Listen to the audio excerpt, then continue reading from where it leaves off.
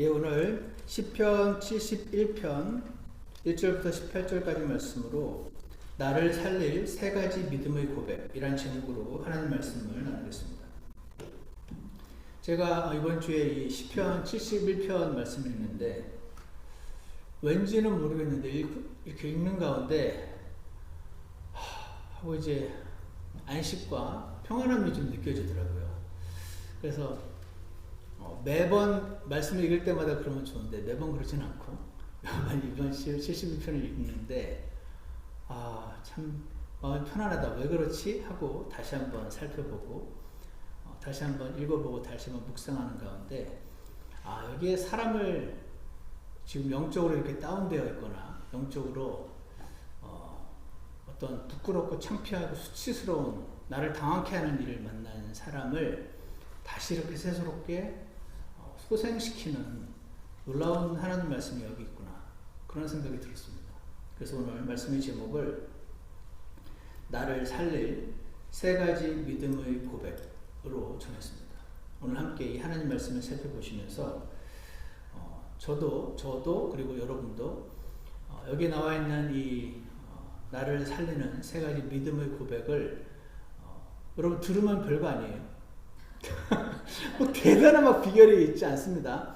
들으면 별거 아닌데 이 별거 아닌 것처럼 내가 마치 다 아는 것처럼 다 알아서 맨날 하고 있는 것처럼 그렇게 착각하게 만드는, 사실은 하고 있지 않은 이 믿음의 고백을 확인하셔서 오늘 반드시 이 믿음의 고백 그대로 하나님께 고백을 드리시고 주님의 영적인 소생케 하심을 경험하게 되는 그런 저와 여러분 되었으면 좋겠습니다. 나를 살릴 세 가지 믿음의 고백, 첫 번째는요, 시편 71편 1절에서 발견이 되는데 한번 보시겠습니다. 1절을 보십시오. 첫 번째 고백은요, 수치스러운 상황을 만날 때 내가 눈을 위로 들어 올리겠습니다. 수치스러운 상황을 만날 때 내가 눈을 들어서 위를 바라보겠습니다 라는 고백인데요, 1절 보시면 오 주여 내가 주를 신뢰하오니 내가 결코 혼란에 빠지지 않게 하소서. 여기 이제 내가 결코 혼란에 빠지지 않게 해달라는 기도를 하면서 이제 영어로 confusion이라고 되어 있습니다. confusion이 영어로 직역하면 혼란인데 이걸 이제 좀 찾아봤더니 히브리어로 bush라는 단어라서 직역하면 어떤 뜻이냐면 to be ashamed, 창피하다는 뜻입니다. 수치스럽다. or to be put to shame, 내가 창피한 상황에 처하게 되다, 수치스러운 상황에 처하게 되다. 그러니까 이제 마음이 막 혼란스럽고 그런 의미에서 혼란이라고 말할 수 있는 것 같습니다. 그래서 시편 이 기자는 오 주여 내가 주를 신뢰하노니 내가 결코 이 혼란에 이 수치스러운 가운데 빠지지 않게 하소서 하는 이 고백을 하는 걸 볼 때 지금 뭔지 모르겠는데 수치스러운 상황을 만난 거죠. 나 여기 좀 들어가지 않게 해달라고, 나를 건져달라고 좀 그렇게 기도를 하고 있는 것입니다. 내가 결코 혼란에 수치스러운 상황에 창피하고 부끄러운 피하고 싶은 이 상황에 빠지지 않게 해달라는 고백을 하고 있습니다. 2절을 보십시오. 주의 의로 나를 건지시며, 주님은 의로우신 분이시잖아요. 저를 이 상황으로부터 건져주세요. 그거죠. 나로 하여금 도피하게 하시고 나 이 수치스러운 상황으로부터 도망가게 해주세요. 여러분 이런 기도 부끄러운 기도 아닙니다. 사람 말이야 도망을 가? 맞짱 떠야지 이렇게 생각하실 수도 있지만 우리는 시편 기자보다 믿음이 좋고 대단한 사람들이 아니라는 걸 기억하셔서 또 이런 상황이 있으면 주님께 의지해가지고 더 피하게 해달라는 기도 얼마든지 할 수 있구나 생각하실 수 있잖아요. 그래서 그런지 저는 이런 시편을 읽을 때 마음이 평안해지는 것 같습니다. 나로 하여금 도피하게 하시고 주의 귀를 내게 기울이사 나의 피하게 해달라는 기도를 드리고 있는 거죠. 그러니까 주님 내 기도를 들어주셔가지고 나를 구원하소서. 구약 성경에서 특히 구원이라는 단어는 지옥으로부터의 구원을 말하는 경우가 별로 없어요. 대부분 악한 상황으로부터의 구원을 가리키고 있습니다. 이 상황이 뭔지는 안 나왔으니까 우리가 상상만 할 수 있지만 잘은 모르지만 이 상황을 내가 너무 싫다 그겁니다. 지금 나 좀 건져달라고, 피하게 해달라고, 내 귀를 기울여서 여기 안 들어가게 해달라고 기도하고 있는 모습을 보게 됩니다. 여러분, 이번에 제가 이 말씀을 읽으면서 하나님이 제게 주신 생각은, 이 우리 보통 기독교인들과 이 시편 기자가 참 다르구나 하는 생각입니다. 왜냐하면 여러분 보통 수치스러운 상황 만나보신 적 있으시죠? 그때 어떻게 하십니까? 이걸 피하려면 어떻게 해야 되나? 방법을 찾죠. 눈을 들어 하나님을 찾기보다 스스로 해결책을 찾는 것이 우리의 이 선악과를 먹음을 통해서 원죄를 물려받은 우리 죄성으로 가득한 사람의 습성은 인디펜던트입니다. 하나님으로부터 독립되이 어떻게 이 상황을 해결할 것인가 해결책에 불문하는 그것이 보통의 죄인들이고 보통의 그리스도인들인 것이죠. 수치스러운 상황은 제가 한번 상상을 해봤습니다. 여러분은 어떨 때 수치스럽고 피하고 싶은 부끄러운 상황인가요? 여러 가지가 있을 것 같아요. 사람마다 다르겠지만 자식이 막 아버지가 예를 들어서 본인이 뭐 하버드 출신에 본인이 대단한 이제 아주 천재 막 그러신 분들 같은 경우는 내 아들이 나의 대를 이어서 하버드 못 들어갈 때 수치스럽게 느끼시겠죠. 사람들 앞에 내가 믿음이 있는 척하고 살고 있었는데 나의 믿음 없음이 사람들 앞에 드러날 때도 사람들은 수치스럽게 느낄 수 있습니다. 그런 경우도 있습니다. 제가 신문에서도 많이 보고 저도 한번 경험을 한 적이 있는데 누군가가 이제 나를 비방하는 거예요. 내 가짜 비방이에요. 거짓 비방. 거짓 비방인데 사람들이 이 거짓 비방을 듣고 믿어버리는 거예요. 너무 쉽게. 그리고 어떻게 합니까? 나를 약간 뭐라고는 안 하는데 약간 눈빛이 나를 환영하고 반기는 눈빛이 이렇게 떨떠름하는 표정으로 바라보는 시선을 내가 느낄 때 그때도 굉장히 괴롭습니다. 근데 이게 어려운 것이 일일이 찾아다니면서 해명하기도 어려워요. 그렇지 않습니까? 혹은 직장에서 해고되었을 때도 그런 수치스러운 감정을 느낄 수 있습니다. 사업이 뜻대로 되지 않아서 망하게 되었을 때도 마찬가지입니다. 혹은 병이 걸리게 되었을 때도 이 병은 사실은 내 책임인 경우도 있겠으나 내 책임과 상관없이 오게 되는 경우도 많지만 기독교인들 사이에는 하나님께 순종하고 있으면 병이 안 걸린다는 그 가르침이 팽배해 있다 보니 이런 마음도 있습니다. 그럴 때 어떻게 합니까? 여러분 제가 지금 열과 이런 상황 말고도 수많은 상황이 다양하게 있을 수 있는데 그럴 때 보통 분들은 어떻게 하시냐면 주여 이로 나를 건지소서 이렇게 기도하시기보다는 잠수 탄다는 표현 아십니까? 모든 연락을 끊고 아무도 안 만나는 방법을 택하기도 하십니다. 아니면은 본인이 여러 가지 하나님 일들을 하고 있었는데 그 일들을 다 내려놓습니다. 그러기가 쉽지. 주여 나를 건지소서. 나를 수치스럽지 않게 하소서. 내가 이 수치 상황으로부터 벗어나게 하소서라고 주님께 적극적으로 그거를 해결해 달라고 이렇게 나가는 분들이 의외로 적다 하는 생각을 하게 됩니다. 아니면 그 어려운 일을 시도하시는 분이 계십니다. 일일이 한 명씩 만나서 해명합니다. 일일이 한 명씩 해명하고 설명을 시도하는 분도 있고, 그러니까 다양한 개인의 성향에 따라서 다양한 방법이 있는데, 내가 수치스러울 만한 바로 그 상황에서 눈을 들어서 하나님을 바라보는 그런 그리스도인들이 그리 많지가 않다는 것이 제가 지금까지 경험한 바로는 그렇습니다.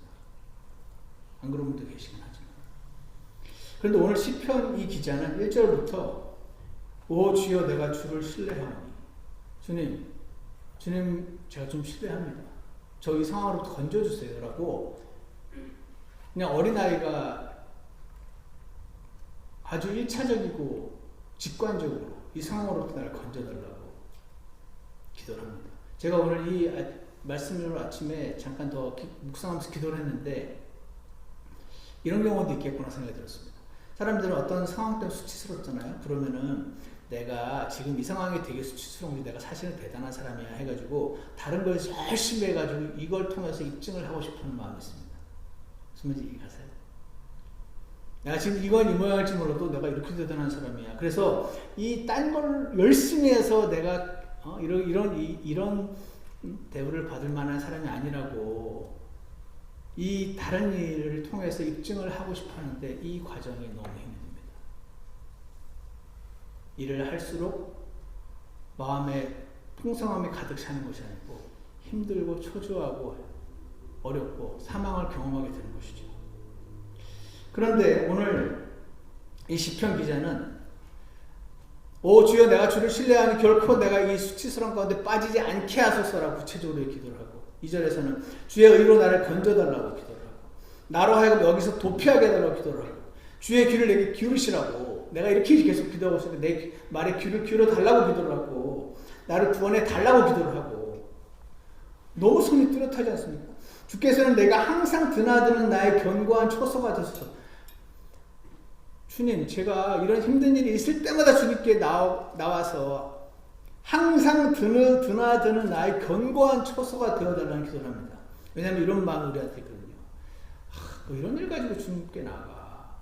내가 주님이라면 야 그만 좀 하라. 뭐 이런 것 가지고 오냐 라고 날 구박할 것 같은 느낌이 있는 거예요.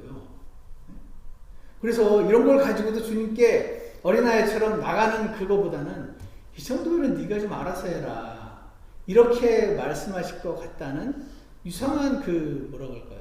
막연한 느낌이 있어서 잘 안 갑니다 하나님께. 그렇지 않습니까? 근데 지금 시편 기자는 주께서는 내가 항상 드나드는 나의 견고한 초소가 되어달라고 하는 것을 주께서 나를 구원하려고 명령을 주셨으니 주는 나의 반석이시. 주님 제가 너무 힘들고 막 배에 타서 배에 풍랑이 일어가지고 막 흔들흔들 되는 그런 느낌입니다.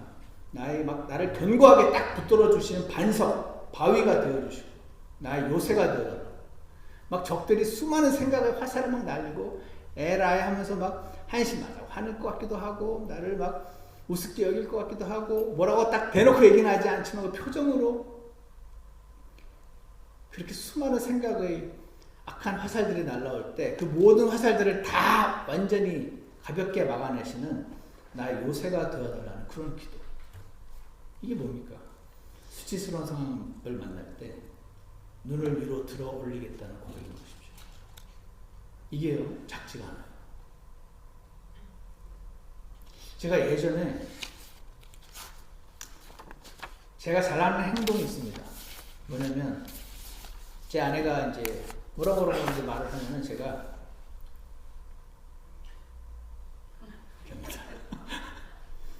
자 불평 주님께 기도해.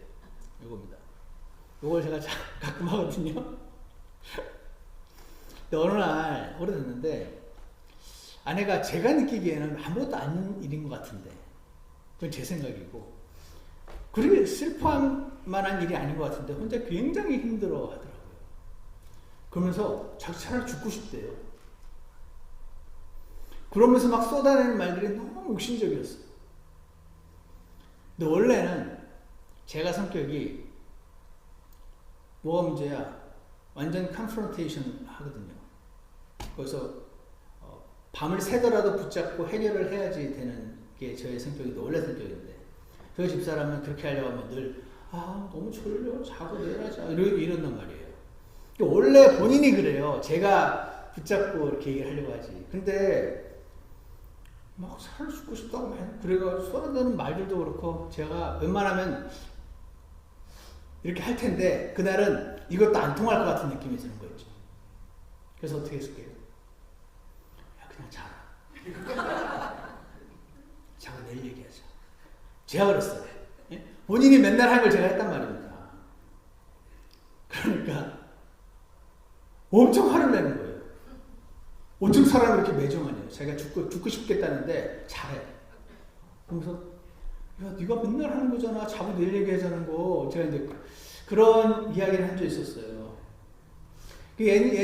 웬만하면 제가 이거 할 텐데 이것도 안 통하는 상태에 있는데 지금은 무슨 말을 해도 소용이 없을 것 같아서 내일 이야기하자고 그런 상황이 있었는데 오히려 자기가 늘 하던 행동을 제가 했더니 어쩜 그렇게 매정하냐고 자기를 문제를 해결해 주지 않고 어떻게 잘하고 그러냐고 말하면서 막 그런 말을 하길래 제가 이제 막 웃었던 그런 적이 있었습니다. 제가 이 말씀을 이제 하는 이유는 굉장히 많은 경우에 우리가 하나님을 눈을 들어 바라봐야 되는 게 정답인 경우가 많이 있는데 이게 생각보다 쉽지가 않다는 것이죠. 우리가 뭔가 수치스러운 일을 당할 때 그래서 막 어떻게 될지 모르겠어 당황스러울 때 그런 상황을 만날 때가 안 오면 좋겠는데 올 때가 있다는 것입니다. 바로 그때 하나님이 원하시는 사람은 그 문제를 너끈히 해결해내는 유능한 사람을 하나님이 원하시는 분이 아닌 것 같아요. 하나님이 원하시는 분은 그 문제를 들고 자신에게 오는 자를 하나님이 바라신다고 저는 확신합니다. 그 문제를 들고 위를 바라보는 그런 믿음의 사람이 되기를 하나님께서 원하신다고 축복합니다. 네. 그래서 예전에 어떤 분이 이런 말을 했습니다. When I work, I work. 내가 일하면은 내가 일하는 거예요. 그러면 내 수준의 그 결과가 나오겠죠. But when I pray, God works. 내가 기도하면 하나님이 일하신다. 여러분 이걸 믿으십니까? 이걸 믿으신다면 기도만 하면 뭐하냐 이런 말 안 하실 겁니다. 기도만 하면 뭐하냐는 말은 매우 믿음 없는 소리라고 저는 생각합니다. 물론 기도만 하고 자기가 할 일은 다 내팽개치고 기도만 하고 있는 사람에게 이런 말을 했다면 어느 정도 합당하다고 생각할 수 있겠으나 우리의 믿음은 When I work, I work. When I pray, God works.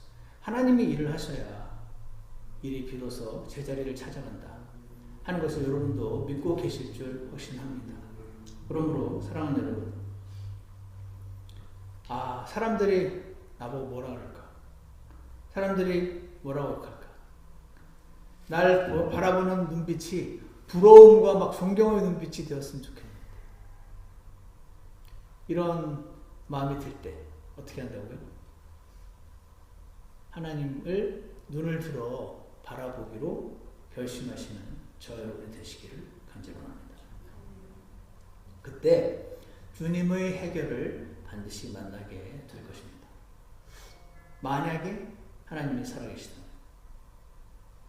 만약에 하나님이 기도를 들으신 분이 맞다면, 만약에 하나님이 우리한테 기도하라고 하신 분이 맞다면 우리가 눈을 들어 수치스러운 상황에서 주님 앞으로 나아갈 때 하나님의 해결책을 반드시 만날 것을 기억하시기를 원합니다.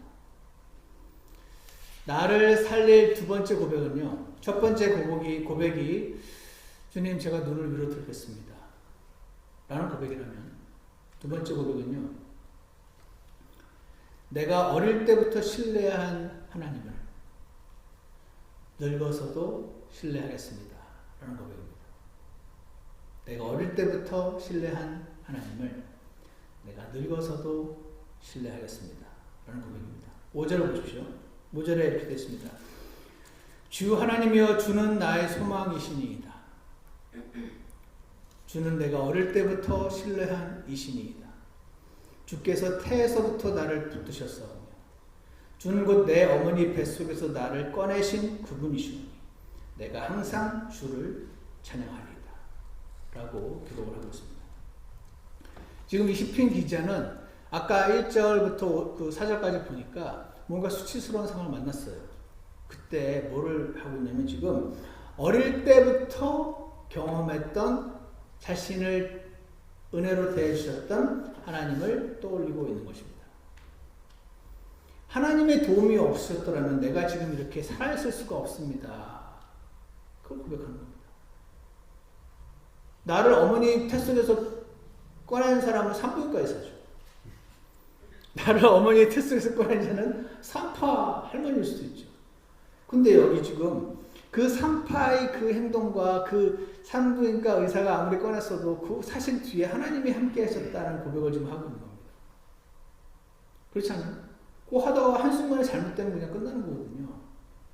그들이 그 순간적인 잘못된 판단, 그 잘못된 판단, 그 하나로 사람의 생명이 왔다 갔다 하는 거잖아요. 그래서 지금 하나님이 태에서부터, 뱃속에서부터, 엄마 뱃속에서부터 나를 붙들어 주셔서 내가 이렇게 지금 태어날 수 있었습니다. 라는 고백을 하고 있는 것입니다. 이 말도 우리가 들으면 다 압니다. 그렇잖아요. 엄마 뱃속에서부터 나를 보호해 주셨으니까 내가 건강에 태어난 거 맞지.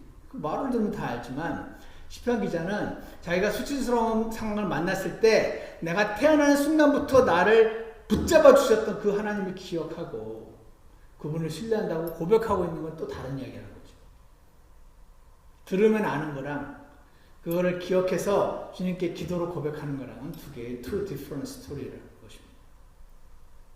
하나님이 내가 태어날 때 안전하게 꺼내주지 않으셨으면 나는 태어나는 그날 죽었을 수도 있었죠.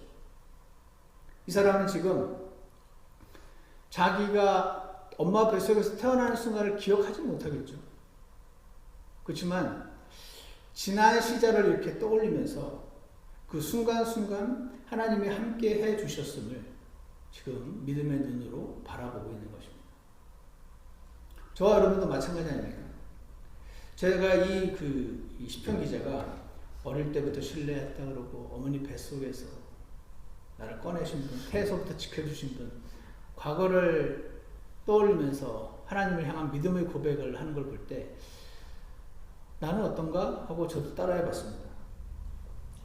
저도 이제 인생의 뒤를 한번 돌아봤더니 많은 일들이 주만등처럼 샥 스쳐 지나가잖아요. 아, 그때 삼풍백화점 무너졌을 때. 저는 항상 그때가 떠오릅니다. 그때 나도 거기서 죽을 수 있었는데, 아, 그때 승선이가 동우랑 장난치다가 우리 집에 긴 칼이 있었는데 그 칼이 동우 눈 바로 밑을 찔렀거든요. 그 조금만 위로 올라갔으면 동우 한쪽으로 바로 그냥 실명하는 거였는데, 그때 생각하면 지금도 막 이렇게 소름이 끼쳐지는 그런 상황이 있었어요. 그때 막 우리 큰아이가 눈에서 막 뭐가 번쩍거리고 흔들리고 막 그런다고 그랬을 때, 그때 그 의사를 만나지 않았으면, 그때 그 막막이 그 찢어지는 상황을 그걸 발견을 못했으면, 한번 찢어지면 24시간 내에 붙여야 되는데 그런 걸 전혀 모르고 얘가 왜 이러나 그냥 그런만 맥없이 있었으면 장년될 수 있었을 텐데, 그때 그 사람을 만나고 이렇게 인도함을 받고 이런 이 과정이 참 하나님의 이 세심한 은혜가 아니었는가 그런 생각을 하게 됩니다. 여러분도 그러시죠? 저 같은 경우는 그때 그 자매님의 그 질문을 내가 듣지 않았다면 나는 지금도 혼자만의 열심으로 나처럼 행동하지 못하는 많은 그리스도인들을 못마땅히 여기는 사람으로 남아있었겠구나 그런 생각도 하고, 그때 이랬다면 어땠을까? 저는 제가 이 생각을 하면 저는 꼭 김준홍 집사님 생각이 납니다. 그때 하이티에서 지진 났을 때 김준홍 집사님 그때를 떠올리겠지. 제게 모든 분들이 그런 상황들이 있었을 겁니다. 예전에 나를 은혜로 대하셨던 하나님을, 그 하나님의 기적과도 같은 보호하심이 없었더라면 지금 나의 인생이 어떻게 되었겠는가 하는 생각이 들 때, 그래서 그랬는지 제가 이 말씀을 읽을 때 제 마음에 그 성령님 안에서의 평안함이 이렇게 물밀듯이 밀려오는 것 같은 그런 느낌이 들었습니다. 한치의 오차도 없으신 하나님께서 나와 분명히 함께 하셨었지. 그런데 그 한치의 오차도 없으신 하나님이 지금은 죽었나? 살았나? 살았지. 그러면 그 한치의 오차도 없으신 그 하나님께서 앞으로도 나와 함께 하실 것이 분명하구나. 맞습니까? 네. 그럼 이게 믿음입니다. Logic of Faith라고 부릅니다. 믿음의 논리. 그래서 그가 이 시편 기자가 7절에서 이렇게 말합니다. 내가 많은 사람들에게 놀라운 일같이 되었사오나. 이 놀라운 일이 뭘까요? 놀라우니까 와 하고 막 칭찬하는 좋은 일인 줄 알았는데 아니에요. 반대, 안 좋은 놀라운 일입니다. 왜냐하면 그 뒤에 주는 나의 견고한 피난처시온이라고 말하잖아요.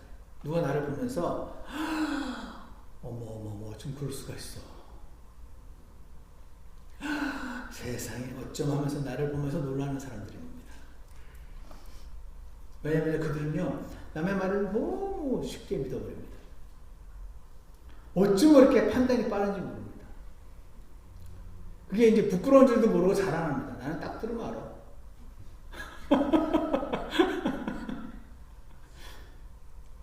나한테 와가지고 자초지종을 물어보지도 않고 이야기를 듣자마자 어떻게 그렇게 다 아는지 모르겠습니다. 어쩐지 그럴 것 같더라 하는 사람들의 눈에 내가 놀라운 일같이 되었사오나. 그때 어떻게 합니까? 그 사람 찾아가지고 싸우니까 그게 제 적성에 딱 맞는데 그때 어떻게 합니까? 주는 나의 견고한 피난처십니다. 주님께 찾아간다는 소리 아닙니까? 그 사람한테 가서 그게 아니라 이겁니다 라고, 사실은 이거라고 이 사람 저 사람 찾아다니면서 해명을 해야 될 것 같은데 그게 속이 시원한데 시편 기자는 지금 주님한테 가고 있는 거죠. 주는 나의 견고한 피난처시라고. 이게 그래서 쉬운 게 아닌 거예요. 9절을 보세요.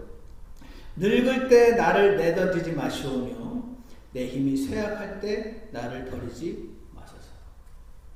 전 이 기도가 굉장히 귀여운 기도라고 생각이 들었습니다. 왜 그런지 아세요? 하나님이 늙었다고 나를 버릴 리가 있습니까? 생각해 보세요. 하나님이 사람도 아니고 내가 젊고 이쁠 때는 그래 하다가 내가 이제 늙었다고 너 가라 이럴 리가 있습니까? 사람도 그러면 아주 안 좋은 사람인데 하나님은 그럴 리가 없지 않습니까? 그러니까 이성적으로 생각하면 말이 안 되는 소리잖아요. 이게 이성적으로는 말이 안 되는 소리인데 우리는 이성에 늘 지배를 받지 않고 감성에 자꾸 지배를 받으니까 사람은 이제 나이가 들면서 마음이 자꾸 약해진다고 합니다. 여러분도 경험을 해보셨나요? 그러니까 하나님이 나를 사랑하신다는 걸 머리로는 아는데 나이가 들면서 여러 일들을 겪으면서 확신이 잘 안 가는 거예요. 그 사랑이 잘 안 느껴질 때가 있는 거죠. 그러니까 나이가 들면서 믿음이 약해질 수가 있다 없다? 저는 있다고 생각합니다. 나이가 들면서 무조건 믿음이 강해진다? 그럴 수도 있고 나이가 들면서 믿음이 약해질 수도 있다. 저는 그렇게 생각합니다. 그럼 그럴 때 어떻게 해야 됩니까? 너무 귀여운 기도, 늙을 때 나를 내던지지 마옵소서 라는 기도가 필요합니다. 내 힘이 쇠약할 때 나를 버리지 말아달라고 한 이 기도를 실제로 해보신 적 있으신가요?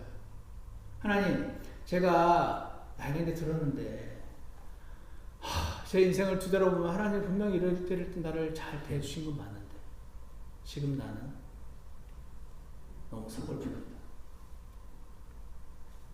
서글플 때 있으십니까? 조금 전까지는 자신의 태 속에서 자신이 엄마 뱃속에서 들었을 때부터 하나님이 함께 해주셔가지고 내가 이 땅에 태어날 수 있었다고 막 고백했던 사람이잖아요. 근데 지금은 뭔가 하나님이 막 멀게 느껴지는 겁니다. 그때 이런 바보 같은 생각을 하는 겁니다. 이제 내가 나이가 들어서 그러나 보다 라는 바보 같은 생각.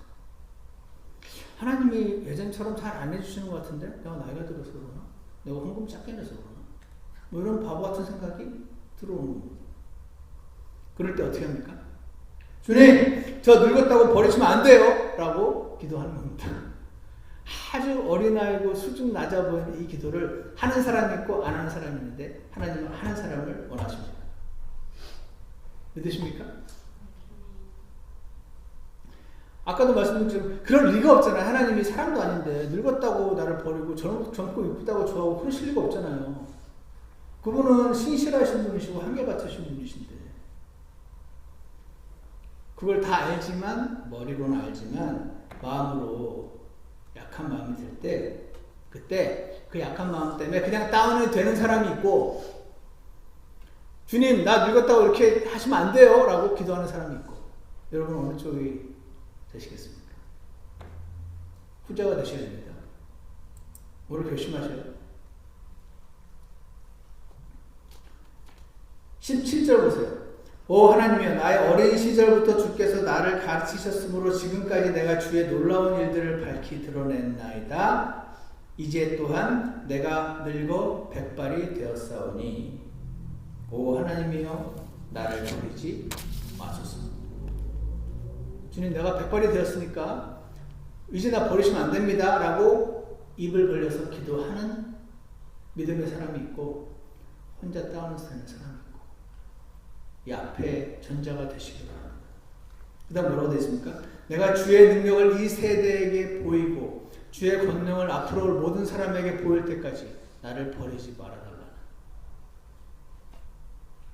나를 살리는 두 번째 고백은요. 내가 어릴 때부터 신뢰한 하나님께 나를 버리지 마시라고 기도하는 겁니다. 이 기도 하시겠습니까? 하시는 분들께 주님의 축복이 분명히 있을 것이라고 생각합니다. 나를 살리는 첫 번째 고백은 간단하게 말하면 나를 건지소서. 나를 살리는 두 번째 기도는 나를 버리지 마소서. 세 번째 기도는요. 16절에 있습니다. 내가 주 하나님의 힘을 의지하여 가겠사오며 주의 의 곧 주께 속한 의만을 말하리이다 라는 고백입니다. 나를 살리는 세 번째 고백은 주님 이제는 제가 하나님 능력을 의지해서 살겠습니다 라는 고백입니다. 예전에 어떤 분이 여러분 들으면 다 아시는 건데 저는 너무 놀라운 말이라고 생각해요. 어떤 분이 이런 말을 했어요. 어떤 분이 파리가 날아서 45층 아파트 안에 부엌에 있는 꿀단지에 들어가는 방법은? 질문했습니다. 45층 사는 사람을 어깨 위에 앉는다가 정답입니다. 그럼 그 사람이 엘리베이터 타겠죠? 같이 올라가는 거예요.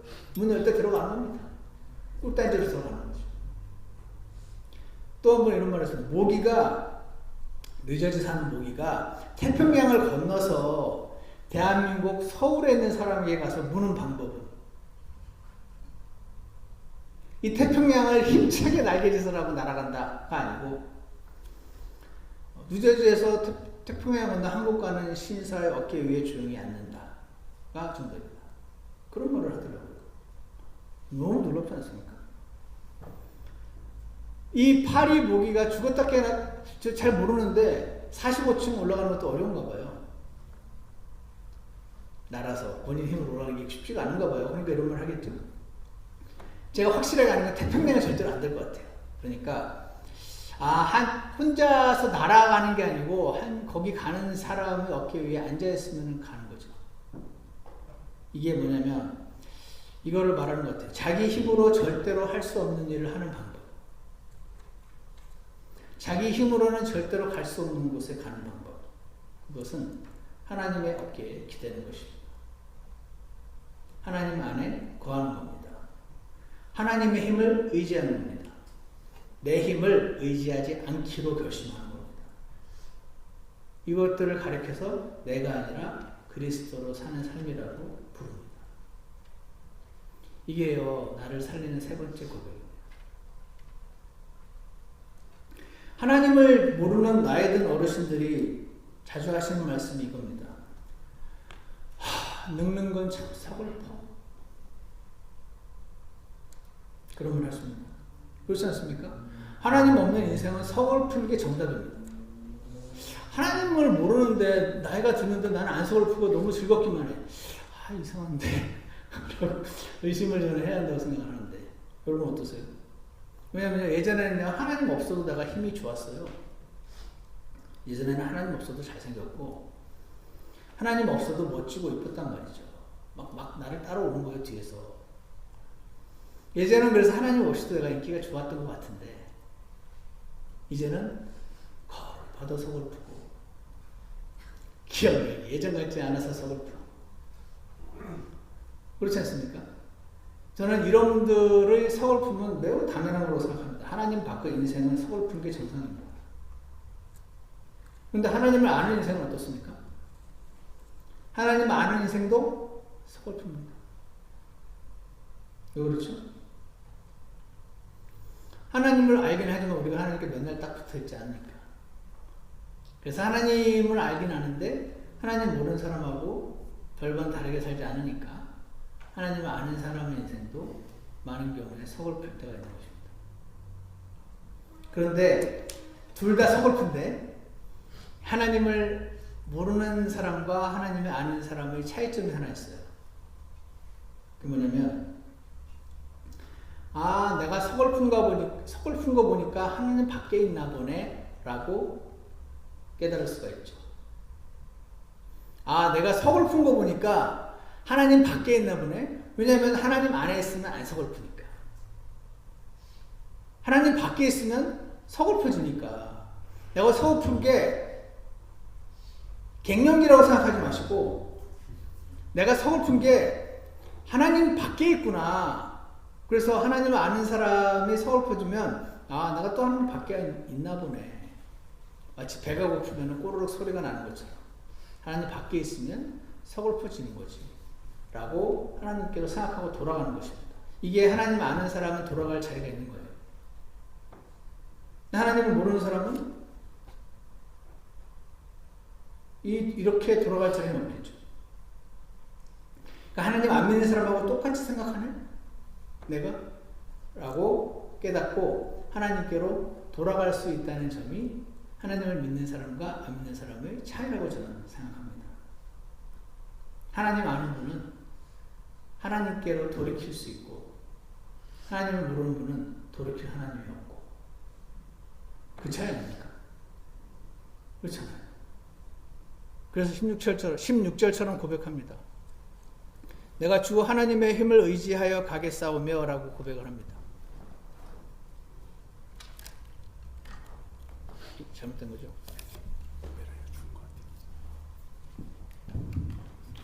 16절에 보시면 내가 주 하나님의 힘을 의지하여 가겠사오며 라고 지금 말을 하고 있습니다.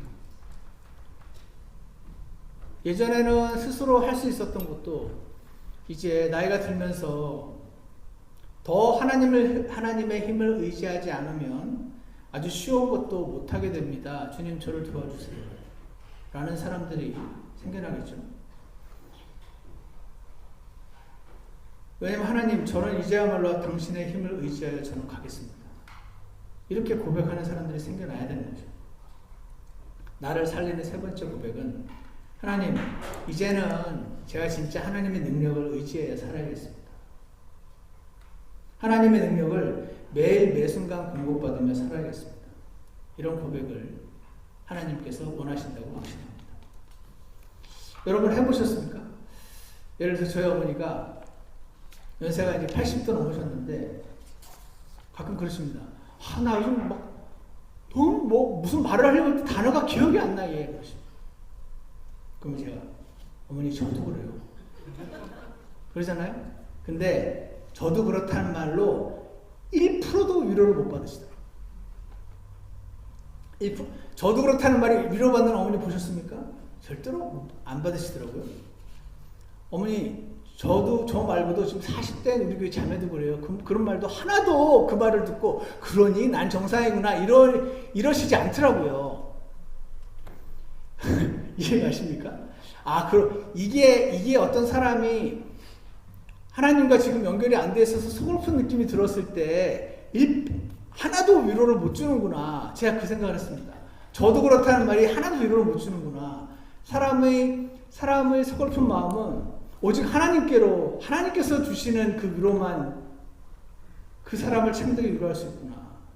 나도 그러니까 당신이 그러는 건 너무 당연하다는 이 말은 1%도 위로를 못 주는구나.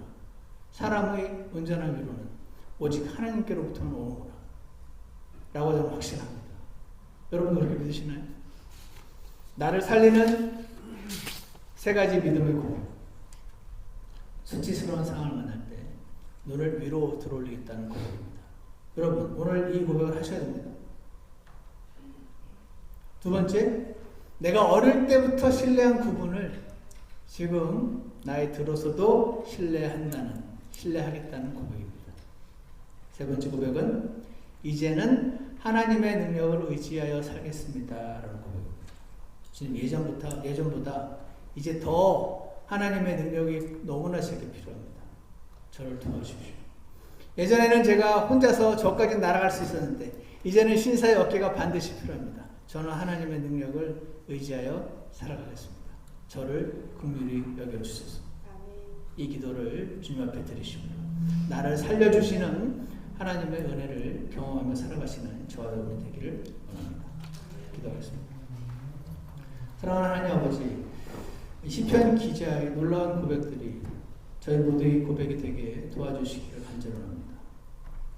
시간이 지나면서 이성적으로는 다 아는 내용들을 저희가 어리석게 생각할 때도 많이 있고 혼자 다운될 때도 많이 있고 혼자 수치스러워서 힘들어할 때도 많이 있음을 주님 앞에 고백합니다.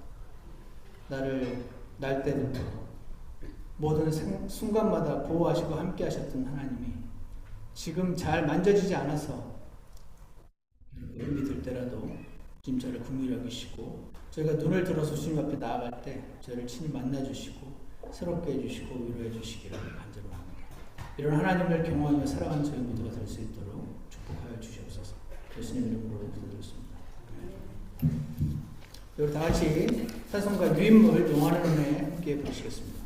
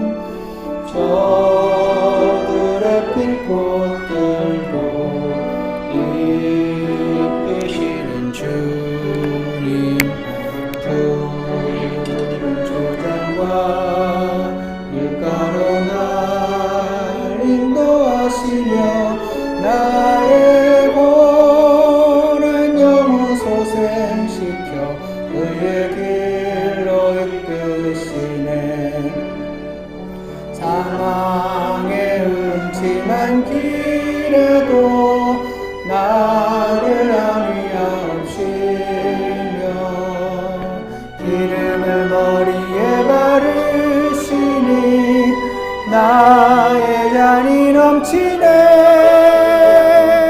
내 평생의 선하심과 인자심 정령 따르니 여호와 주의 집에 영영 살리라. 우리 잠깐 기도하는 시간 갖겠습니다.